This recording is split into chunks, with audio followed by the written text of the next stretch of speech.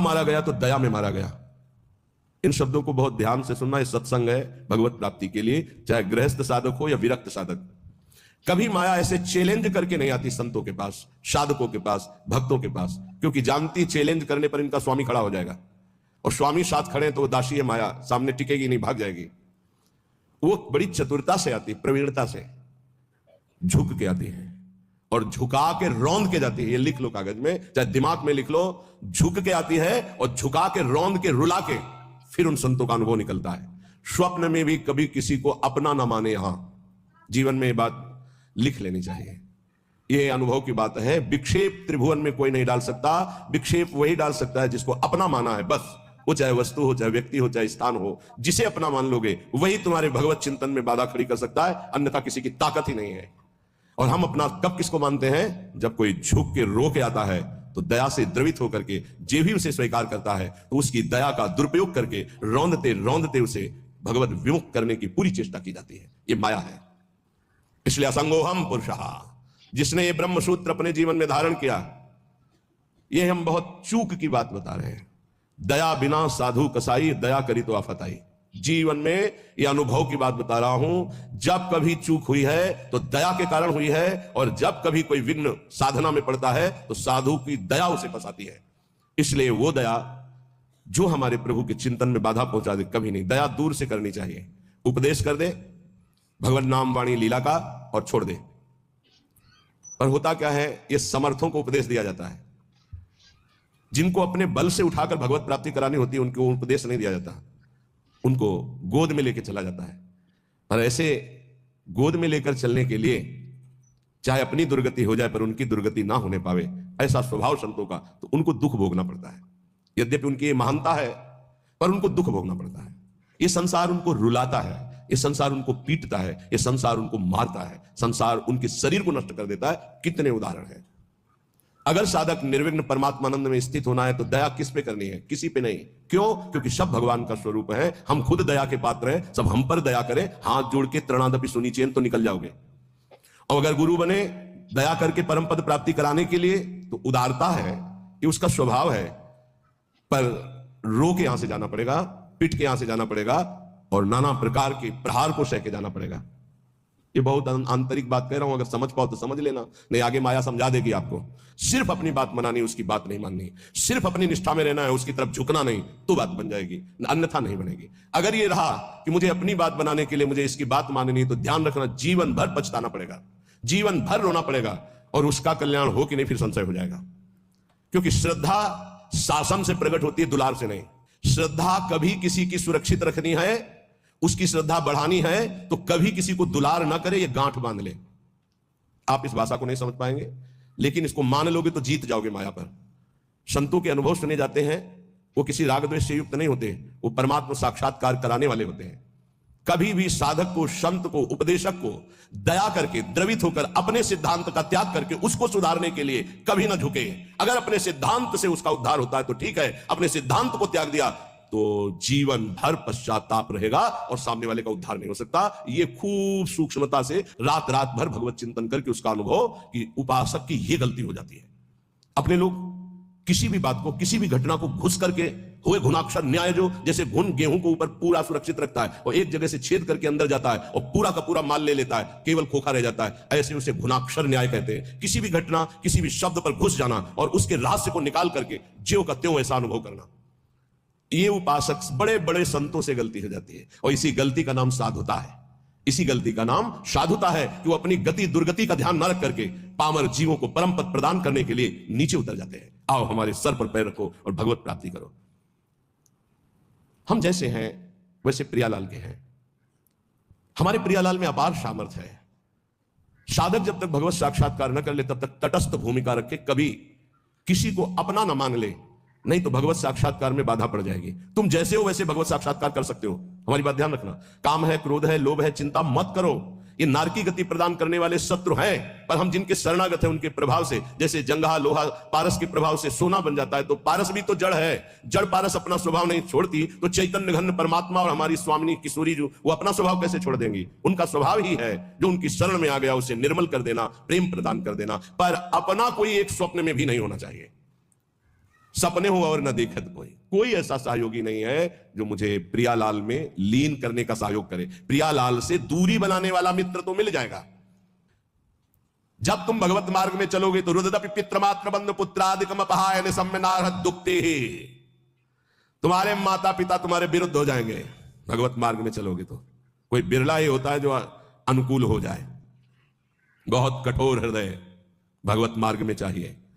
ममता से लड़ने के लिए कठोर हृदय चाहिए, समता में स्थित होने के लिए सहृदय चाहिए।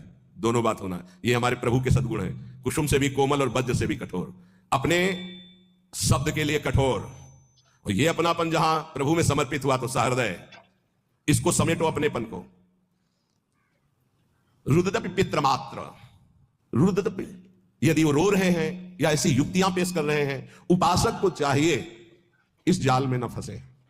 महाप्रभु चैतन्य देव, बड़े बड़े आद्य गुरु भगवान शंकराचार्य, बड़े बड़े महापुरुषों के जीवन चरित्रों में दे पाया गया कि केवल वही घर में थे, केवल वही। लेकिन प्रभु के विधान को मानकर मंगलमय संन्यास धर्म का अवलंबन लेकर छोड़।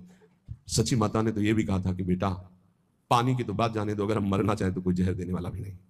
विष्णु प्रिया तो अभी नवीन बालिका है और मैं वयोवृद्धा हूं और जानते हो तुम्हारे सिवा कोई है। तो उनका मां श्री कृष्ण मुझे प्रेरित कर रहे हैं, मैं रुक नहीं सकता, आपको अनुमति देना होगा। ऐसे भगवान शंकराचार्य जी ने कहा मां भगवान शंकर प्रेरणा कर रहे हैं, मुझे संन्यास लेना ही होगा।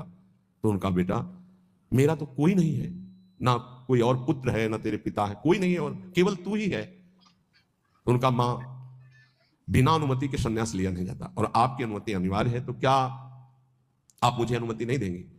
तो बेटा कैसे दे सकते हो? तो चलो मां गंगा स्नान करने चलते गए। तो वो तो महायोगी थे, मगरमच्छ प्रकट कर दिया। बोले मां मुझे मगरमच्छ खा रहा है। अरे बोले बेटा मैं वृद्धा हूं, कैसे बचा सकती हूँ? बोले संन्यास की अनुमति देके कह दो संन्यास। बोले बेटा मगरमच्छ से तो अच्छा है तुम जिंदा रहो, संन्यास ले लो। अनुमति हो गई, मगरमच्छ का ध्यान हो गया।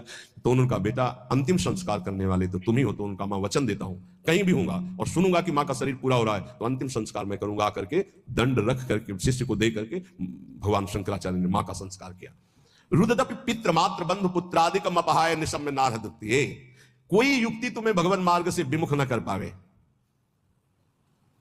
बड़े प्रलोभन, बड़े भय, कमर कस के चलना इस मार्ग में। श्रीपाद कह रहे हैं हृदय परम कठोरताम दधानो द्रुत मवलोकय कृष्ण केलि कुंजम।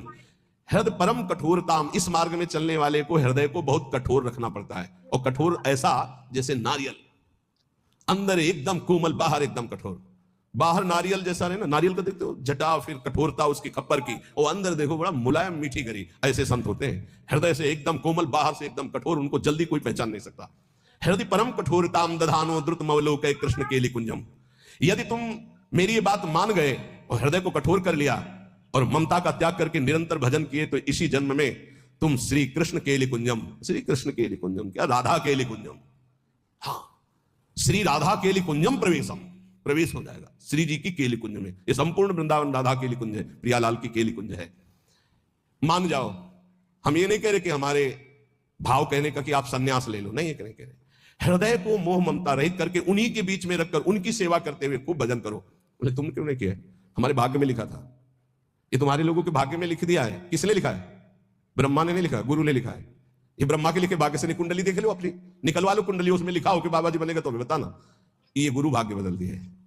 ये संत जन जहां जाते हैं ना, नारद सिख जे सुनहि नर नारी अवसि भवन तजी होहि भिखार। संतों को भिक्षा देने का मतलब जानते हो?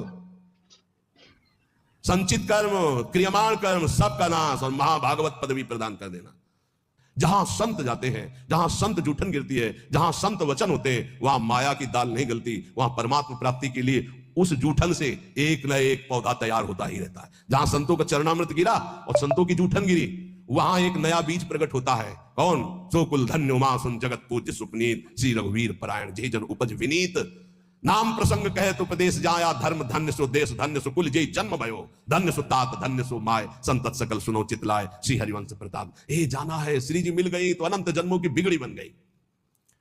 जिसे भगवत प्राप्ति होनी होती है उसके लक्षण क्या होते हैं? श्री भगवान सिद्ध पुरुष के लक्षण और भगवत प्राप्ति जिसको होनी होती है उसके वो आदर्श लक्षण होते हैं। भगवान श्री कृष्णचंद्र जी गीता जी में कह रहे हैं कि हे अर्जुन यदृच्छालाव संतुष्टो, ये बहुत सुंदर श्लोक है, जीवन में उतारिएगा। यदृच्छालाभ संतुष्टो द्वंद्वातीतो विमत्सरः शमः सिद्धाव सिद्धौ च कृत्वापि न निबध्यते। यदृच्छालाभ संतुष्ट, हे उपासक, ये सिद्ध महापुरुष के लक्षण है और उपासक को ये धारण करना चाहिए जिसे भगवत प्राप्ति करनी है। यदृच्छालाभ संतुष्ट, हम जो साधना कर रहे हैं चाहे गृहस्थ धर्म से युक्त होकर चाहे विरक्त धर्म से युक्त होकर, यदृच्छालाभ संतुष्टो, अब भगवान की इच्छा से सुख दुखे समय कृत्वा लाभालाभ हो जया जय हो, जय हो या पराजय, लाभ हो या हानि, सुख हो या दुख, संतुष्टायन केनवा, मुझे संतुष्ट रहना, प्रसन्न रहना है सुख और दुख में, लाभ और हानि में, जय और पराजय में। ये हमारी साधना की कसौटी है। साधना में पराजित हो गया और शांत है, यही तो साधुता है। यदृच्छा लाभ संतुष्टो, हम फल प्राप्ति का उद्देश्य रख करके अगर साधना करेंगे तो हम विक्षेप को प्राप्त हो जाएंगे। ध्यान देना, हमको समता पर ध्यान देना है, यह है साधना का फल। और इस पर ध्यान प्राय, समता का क्या मतलब, हार और जीत में समान, लाभ और हानि में समान, सुख और दुख में समान। भगवान के वचन, सुख दुखे समय कृत्वा लाभा लाभ हो जया जय, चित्त विक्षेप में या आनंद में समान, परिस्थिति बिगड़ी हुई या सही समान, कोई साथ दे रहा है या नहीं समान, साधना का फल मिल रहा है या नहीं समान, अरे 20 साल हो गए अभी वही काम करो तो लोग, समान वृत्ति, विक्षेप नहीं, शांत।